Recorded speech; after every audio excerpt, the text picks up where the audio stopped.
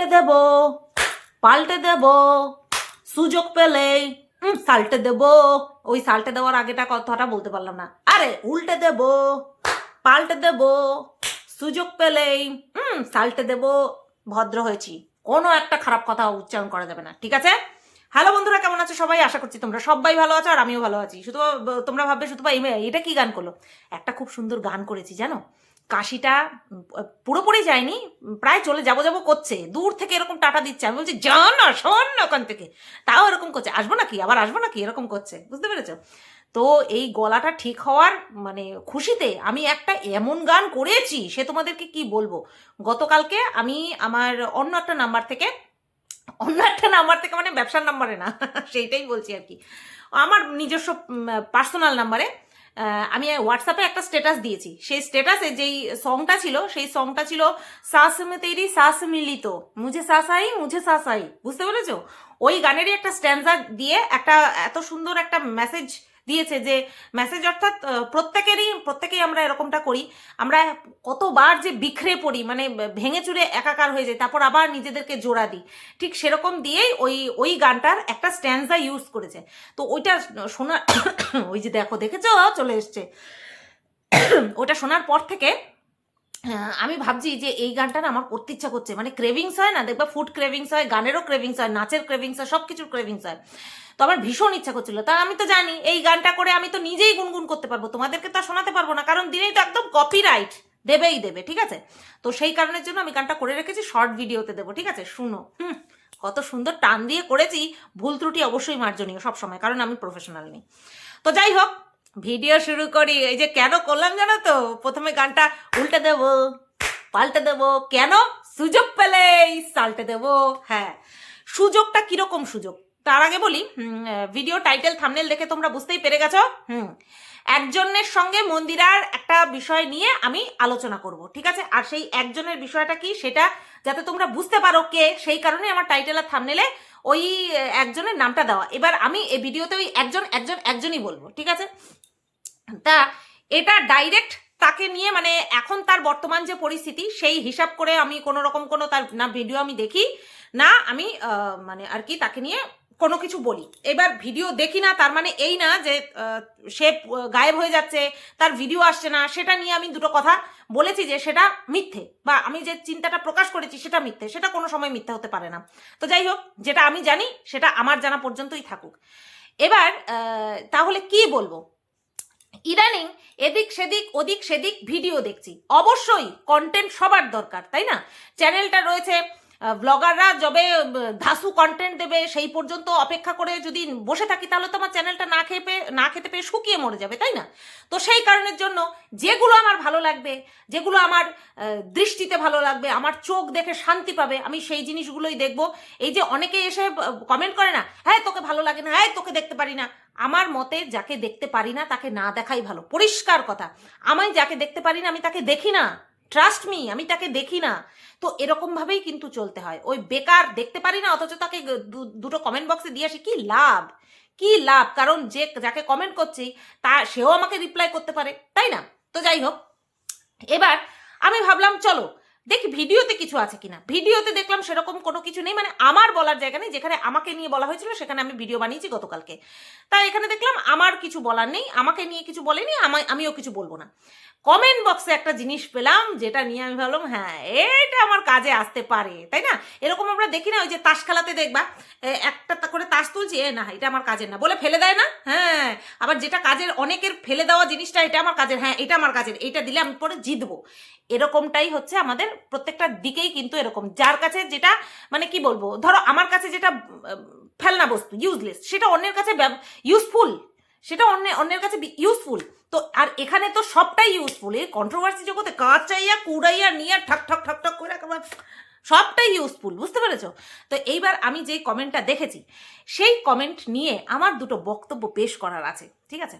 সেই বক্তব্যটা কি, দেখো আমি কোনো সময়, তোমরা এটা আমার মধ্যে দেখেছো, আর এটা আমি নিজের ক্ষেত্রে গুণ বলে মনে করি, আমার গুণ। এক তো কন্ট্রোভার্সি করি, সেটাও আমার গুণ। আবার এই বিষয়টা নিয়ে যে আমি কখনো বলি না, এটাও আমার গুণ। সেই বিষয়টা কি, মানুষের বিজনেস নিয়ে কেউ কি যেন বলে তোমার বিজনেস করছে, ঠিক আছে?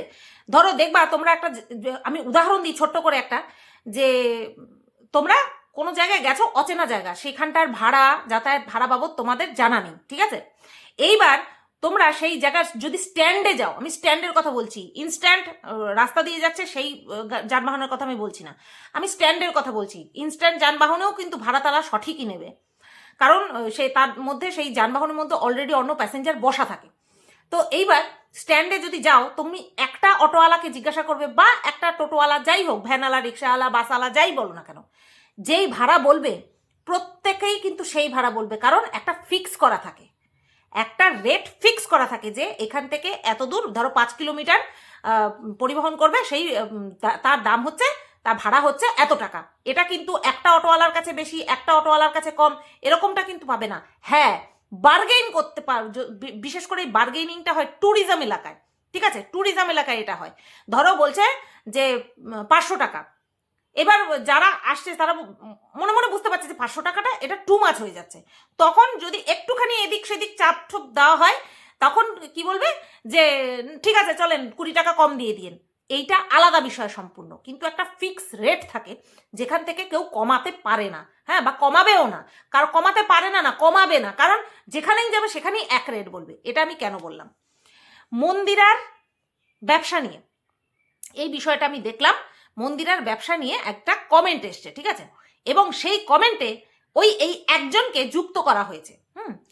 এবার কমেন্টটা কি এসেছে, সেই কমেন্টটা কার পারপাস এসেছে, যে ভিডিওটা করেছে তার পারপাস এসেছে। তার আগে একটা কথা বলি, গতকালকে আমি ঢুলুনি মাসিকে নিয়ে একটা ভিডিও করেছি, যেখানে তোমরা দেখলাম একজন না দুজন কমেন্ট করেছো, শুক্লাদি ভাই করেছে, আর একজন কে যেন করেছে, যে সুতপা তোমাকে যে যাই বলুক তুমি কিন্তু সেই নামে ডেকো না, তুমি নিজের নামে ডেকো, তোমরা ভুল করছো এখানটায়। একদম ডাইরেক্ট বলবো, তোমরা ভুল করছো, তোমরা আমাকে সদ্বুদ্ধি দিচ্ছ, একদম ঠিক আছে, তোমরা তোমাদের জায়গায় থেকে আমাকে যে সদ্বুদ্ধি দিচ্ছ সেইটা একদম ঠিক আছে, কিন্তু কোন জায়গায় সদ্বুদ্ধিটা দিচ্ছ এইটা একবার ভেবে দেখো, এইটা একবার ভেবে দেখো, ঠিক আছে? এইখানটায় আমার অরিজিনাল নাম নিয়েও যদি কেউ কিছু বলে, আমি তার অরিজিনাল নাম নেব না। এটা এই জায়গায় ভীষণ বিপজ্জনক, ভালো হওয়ার চক্করে বোকা বনে যেতে পারবো না। যেখানটায় তোমরা সবসময় বলো সুতপা নিজেকে উজাড় করে দিয়ে কিচ্ছু নয়, হ্যাঁ, সেইখানটায় এই তোমাদের যে এই সৎ পরামর্শ, অবশ্যই এটা সৎ পরামর্শ, সেটা আমি গ্রহণ করতে পারলাম না, আর সেটা আমার নিজের ভালোর জন্য। কারণ কি বলতো, আজকে যে আমাকে নিয়ে দুটো সমালোচনা করলেও ভালোভাবে সমালোচনা করছে, কালকে সে খারাপভাবে আমাকে নিয়ে সমালোচনা করবে না তার কোনো গ্যারান্টি নেই। সুতরাং এই যে আমি এতদিন বলতাম জাস্ট দিদি জাস্ট দিদি জাস্ট দিদি, সে আমাকে তো নানান রকম ঘোড়ামুখী হ্যানা ত্যানা বাজে বাজে ভাষায় কথা বলে গেছে, বাজে বাজে টপিক, মানে আমাকে বাজে টপিক হিসেবে একটা ইউজ করেছে তার ভিডিওতে। তারপরে কি দেখলাম যে না, তার সঙ্গে দিদি শব্দটা যায় না, যাচ্ছে না, সুতরাং তাকে আমি একটা জায়গার নাম দিয়ে ডাকা শুরু করলাম, ঠিক আছে? এই ক্ষেত্রেও ঠিক তাই। তোমরা বলতে পারবে না যে আমি ওই মুন্দিকে মুন ছাড়া অন্য কোনো নামে ডেকেছি, কারণ সে আগাগোড়া ভদ্র।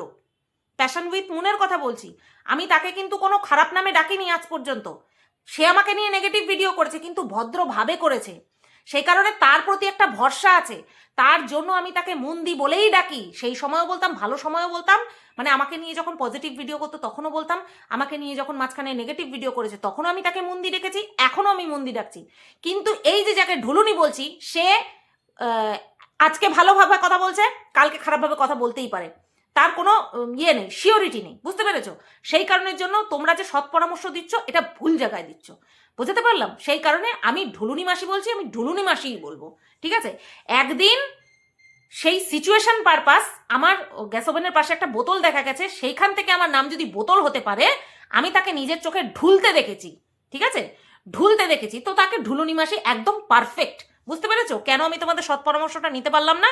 আশা করি বোঝাতে পেরেছি। আচ্ছা, এই ঢুলুনি মাসি একটা কথা বলেছে, সেটা হচ্ছে মন্দিরার ব্যবসা নিয়ে, যে মন্দিরা নাইটির যেই দাম নিচ্ছে, এই যে আমি নাইটিটা পরে বসে রয়েছি, ঠিক আছে, ও নাইটিটা পরে বসে রয়েছি মানে ওর থেকে নেওয়া নাইটি পরে বসে রয়েছি, আমি এখন বাড়িতে যেসব নাইটি ইউজ করি সব ওর থেকেই নেওয়া নাইটি, ঠিক আছে? এবার যেখানটায় কিনা আমি বিজনেস করছি সেখানটায় আমি ওর থেকে নিয়েছি, কিসের জন্য? ও আমার কাছের কেউ হয় তার জন্য না, একদম ভুল কথা। বা আমার থেকে এই যে যারা নেয় তারা শুধুমাত্র আমাকে ভালোবাসে তার জন্যই আমার থেকে নেয়, একদম ভুল কথা। আজকে পুরো ডিটেলসে বলছি, ঠিক আছে? যতদিন আমি ব্যবসা করিনি ততদিন পর্যন্ত আমি ব্যবসা নিয়ে কিছু বলতাম না। এখনো পর্যন্ত আমি ব্যবসায় নেমেছি, এখনো পর্যন্ত আমি ব্যবসা নিয়ে কিছু বলি না, কারণ এই জায়গাটা নিয়ে কথা বলা উচিত না। বুঝতে পেরেছো? কারণ প্রত্যেকটা মানুষের নিজস্ব নিজস্ব বুদ্ধি রয়েছে। তারা কোথায় গিয়ে লাভবান হবে, তারা কোথায় গিয়ে ঠকবে, সেটা সম্পূর্ণ তাদের ব্যক্তিগত ব্যাপার। কারণ তারা যারা কিনছে অনলাইনে, যারা কিনছে মন্দিরার থেকে বলো, আমার থেকে বলো, XYZ যার থেকেই বলো বলো না কেন, তারা নতুন কিনছে না। তাদের বাজার দর সম্পর্কেও তাদের আইডিয়া আছে, অনলাইন দর সম্পর্কেও তাদের আইডিয়া আছে। কেন বাজারে দোকান থেকে যখন আমরা কিনতে যাই সেইটা একটুখানি কম পড়ে, কেন যখন অনলাইন থেকে আমরা কিনি একটুখানি বেশি পড়ে, সেই সম্পর্কেও তাদের যথেষ্ট জ্ঞান রয়েছে। কিন্তু এই কারণের জন্যই কিন্তু আমি এই বিজনেস বিষয়টা নিয়ে কোনোদিনও মুখ খুলিনি। কখনো তোমরা বলতে পারবে না, সে আমার যত ভালো কন্টেন্টই হোক না কেন, তাকে নিয়ে আমি কখনো মুখ খুলিনি। তো এই ঢুলুনি মাসি বলছে যে মন্দিরা নাইটির যা দাম নেয় তার থেকে অনেক কম দামে দোকানে অনেক ভালো ভালো নাইটি পাওয়া যায়। এগ্রিড, একদম। মন্দিরা সেটা নিজেও জানে, আমরা প্রত্যেকটা অনলাইন ব্যবসায়ীরা সেটা জানি। ইভেন শুধুমাত্র আমাদের যারা পার্সোনাল আমরা বিজনেস করি শুধু তারা নই, যারা ইভেন ওই ফ্লিপকার্ট বলো, মিশো বলো, অ্যামাজন বলো, যত অনলাইন শপিং রয়েছে, মিন্ত্রা, আজিও, যত যত রয়েছে, সেখানেও কিন্তু একটু দাম বেশিই পড়ে, একটু হলেও বেশি পড়ে। আবার কোনো কোনো জায়গায় কম পড়ে, কোনো কোনো জায়গায় কমও পড়ে। ঠিক আছে, এবার সেইগুলোতে কোয়ালিটির অনেক বিষয় থাকে। এবার আমি একটা কথা বলি, এটা না একদম মানে খাঁটি সত্যি কথা, যে অনলাইন বিজনেস যে কতখানি পরিশ্রম থাকে সেটার আইডিয়া এই যে যারা বলে না যে দাম বেশি নিচ্ছে দাম বেশি নিচ্ছে, তাদের কোনো আইডিয়া থাকে না। জামা কাপড়ের ক্ষেত্রে তাও একটা স্টেজ পর্যন্ত খাটনি, বিশ্বাস করো। এই যে জুয়েলারি, এর পেছনে কতখানি খাটনি, কতটা ইনভেস্ট হয়, সেটা একমাত্র যারা আমরা গয়নার ব্যবসায় আছি তারা জানি। এইবার দেখো, একটা দোকানে আমরা গেলাম, একটা জিনিসের জায়গায় 10টা 5টা জিনিস দেখলাম, একটা পছন্দ হলো, প্যাকেট করলাম, প্যাকেট করে দিল, প্যাকেট করে নিয়ে চলে আসলো। ওই যে 10টা 5টা জিনিস, ওটা আবার আমাদেরকে গুছাতে হচ্ছে, যারা দোকানি তাদেরকে গুছাতে হচ্ছে। ঠিক আছে, সেই জন্য কর্মচারী থাকে বা নিজেই থাকে, সেই পারিশ্রমিকটা কি সে তোলে না? সেই পারিশ্রমিকটা কি সে তোলে না? অবভিয়াসলি তোলে। কোনো বড় দোকানে গেলে কর্মচারীদের খরচা, সেই জিনিসটা যেই জিনিসটা বিক্রি হলো, একটা জিনিস, একটা জিনিসের থেকে জিনিসের দাম, ম্যাটেরিয়ালের দাম, মেকিং চার্জ, ঠিক আছে, তারপরে তার যে এই যে যেই দোকানে যত বেশি লাইট, ফ্যান, এসি ঘুরছে, প্রত্যেকটা জিনিসের কথা মাথায় রেখে, ইভেন কর্মচারী প্রত্যেকের কথা মাথায় রেখে তারপরে একটা জিনিসের উপরে দাম ফেলা হয়। এটা ভেরি ইজি, এটা বোঝা ভেরি ইজি। ঠিক আছে, এইবার এই জিনিসটা যখন আমরা কিনতে যাই, দোকান থেকে যখন কিনতে যাই, ঠিক আছে, তখন সেখানে না আমাদের ওই কি যেন বলে, ওই প্রপার অ্যাড্রেস দিয়ে পাঠানোর একটা হেডেক থাকে। আসছে যে তার কন্ট্যাক্ট নাম্বারটা যখন বিলিং হয়, তার কন্ট্যাক্ট নাম্বার, তার ওই সামান্য একটা অ্যাড্রেস, ব্যাস ওইটুকুই যথেষ্ট। এরকম প্রপার ওয়েতে সমস্ত কিছু নেওয়া, তারপরে মাল পৌঁছাচ্ছে না, রিটার্ন আসছে, সেটাকে আবার রিসেন্ড করা, রিফান্ড করা, প্রচুর ঝামেলা থাকে। একটা দোকানে গেলে পরে আমরা যদি জিনিস নিই, এক্সচেঞ্জ হয়, রিফান্ড কি হয়? কিন্তু এই ক্ষেত্রে, অনলাইন বিজনেসের ক্ষেত্রে, যদি মাল পৌঁছাতে পৌঁছাতে ড্যামেজ হয়ে যায়, রীতিমতন এক্সচেঞ্জ করতে হয়, আবার অথবা রিফান্ডও করতে হয়, প্রচুর ঝামেলা রয়েছে। ঠিক আছে, তারপরে তোমার হচ্ছে এক্সট্রা শিপিং চার্জ, যেটা কিনা দোকানে যায় না, সবচেয়ে বড় কথা, এক্সট্রা শিপিং চার্জ দোকানে যায় না। তারপর তার পিছনে এই যে অ্যাড্রেস লেখা একটা সময় ব্যয় করা, হ্যাঁ, সেটাকে পৌঁছানো, তারপরে যে ডেলিভারি দিচ্ছে, আমি যেমন ডাইরেক্ট গিয়ে দিয়ে আসছি, আমার কোনো ডেলিভারি বয় নেই। আবার যারা কিনা, যাদের থেকে ডিটিটিসি অফিসটা দূরে, গিয়ে ওখানে বসে থাকতে হয়, ঠিক আছে, তো সেই সেই এই যে ডেলিভারি বয় যে থাকে, তাকেও একটা চার্জ দিতে হয়, অনেক আছে, অনেক আছে। তো এইসব মিলিয়ে আমরা দোকানে যেই প্রাইসটা দিয়ে জিনিসটা পাই, সে থেকে একটু হলেও বেশি দিতে হবে। এটা ভেরি ইজি, এটা নিয়ে সমালোচনা করার কোনো জায়গাই নেই, কোনো জায়গা নেই। এটা যদি এই ঢুলুনি মাসি নিজেও বিজনেস করতো, নিজেরও কিন্তু এই পথেই চলতো, তো এখানটায় না কোনো পাপ আছে, অন্যায় আছে, লোক ঠকানো আছে, কোনো কিচ্ছু নেই, কিচ্ছু নেই। এটা ডাইরেক্ট একদম খোলা বিজনেস হচ্ছে। হ্যাঁ, মানুষ যদি বোঝে যে না আমি এর থেকে নেব, তো এর থেকেই নেবে, এই সমস্ত ভুং ভাং বলাতে কারো কিছু আসবে যাবে না। কিন্তু এই বিষয়টা নিয়ে সমালোচনা করাটা ঠিক না। ঠিক আছে, তো এইটা আমি তো বললাম, এটা গেল জামা কাপড়ের। এবার এই যে জুয়েলারিতে কি হয়, শুধুমাত্র ওই পিপিতে ভরে পাঠিয়ে দাও না, তার জন্য কি করতে হয়, বাবল র্যাপার লাগে। অতিরিক্ত যেগুলো কিনা ওই ফর্মিংয়ের উপরে হয়, ফর্মিংয়ের জুয়েলারি হয়, সেগুলোকে আলাদা করে কার্ডবোর্ডে প্যাকেট করতে হয়, বাবল র্যাপ দিতে হয়, তার উপরে কার্ডবোর্ড দিতে হয়, ডবল করে সেলোটেপ মারতে হয়। ঠিক আছে, তারপরে গিয়ে পিপিতে দিতে হয়, অনেক ঝামেলা আছে, অনেক সময় খরচা হয়, অনেক পরিশ্রম লাগে, তারপরে গিয়ে পারিশ্রমিকটা ওঠানোর একটা চিন্তা ভাবনা থাকে। তো সেই ক্ষেত্রে দাম একটু হলেও বেশি হবেই, এটা জেনারেল বিষয়। এই কারণের জন্যই আমি কখনো কারোর বিজনেস নিয়ে কথা বলিনি। আমি কোনোদিনও বিজনেস করব সেটা ভাবিনি, যে হ্যাঁ আমিও তো পরবর্তীকালে করব, তার জন্য আমি বলিনি। এটা কোনোদিনও না, আমি ভাবিনি কোনোদিন আমি করব। তো আমি বহুত আগের থেকে, যখন থেকে প্রিয়া এই নাইটির বিজনেস করে, তার আগে তো জেফার টেফার এরা তো করতোই, এদের বিজনেস নিয়ে তো কোনোদিনও বলিনি আমি। আমি তো মানে কি বলবো, এ টু জেড কারোর বিজনেস নিয়ে কোনো সময় কথা বলিনি। এই তো গেল একটা দাম নিয়ে কথা, ঠিক আছে। আমি নিজে 200-250 টাকা দিয়ে আমি নাইটি কিনেছি দোকান থেকে, আমার মনোপুত হয়নি। শেপ, কাপড়ের কোয়ালিটি, ঠিক আছে, আমার মনোপুত হয়নি। এখান থেকে নিয়েছি, মনোপুত হয়েছে। সব নাইটি কি ভালো হয়েছে? সব নাইটি যে খুব ভালো হয়েছে তা কিন্তু না, তবে হ্যাঁ ম্যাক্সিমাম ভালো। এই যে আমার থেকে যারা গয়না নিয়েছে তারা নিশ্চয়ই ভালো পেয়েছে, তার জন্যই এসেছে। আবার সবার কি ভালো লেগেছে? নাও লাগতে পারে, তাই না? এইটা এই জন্য এই বিজনেস নিয়ে কখনো কথা বলতে নেই। এইবার যে বিষয়টা ওই একজনকে নিয়ে আমি বলবো, কমেন্ট সেকশনে এসেছে মন্দিরা কেন ওই একজনকে বিজনেস করতে দেয়নি। প্রথম কথা, মন্দিরা দেয়নি, এটা ভুল কথা সম্পূর্ণ। সেই সময়ে কন্ট্রোভার্সি ক্রিয়েটাররা ওই একজনকে ছিঁড়ে ছিঁড়ে খাচ্ছিল এই জিনিসটার জন্য, এই বিষয়টার জন্য, যে বোন হয়ে বোনের কি করে সর্বনাশ করলি। আজকে এখানে মৌ আর মন্দিরার মধ্যে কিন্তু ভালো রিলেশন।